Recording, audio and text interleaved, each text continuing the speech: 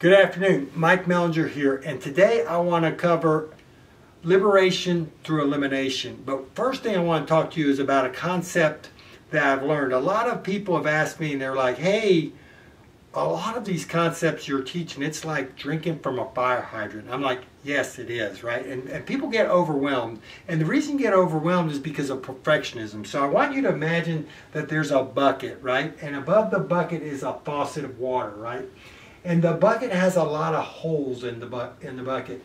And as you can see, and the water faucet could represent money. This is how a financial planner taught this to me. It was money, right?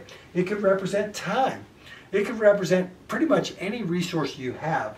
But most people think to fill that bucket up, they've got to plug all the holes. And the truth of the matter is, all you got to do is plug some of the holes up. If the stream remains constant, the bucket will fill up, right? Because your time remains constant. Whether you use it wisely or not, it keeps on going. So either it drains out of your bucket.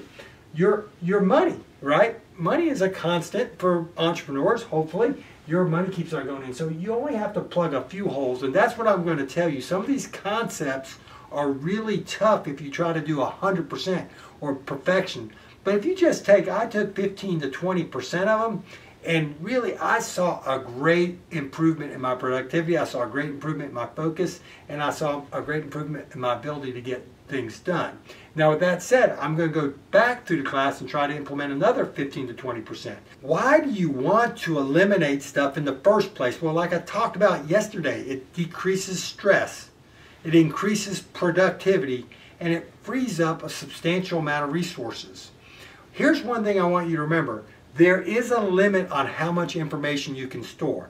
It's called cognitive load, right?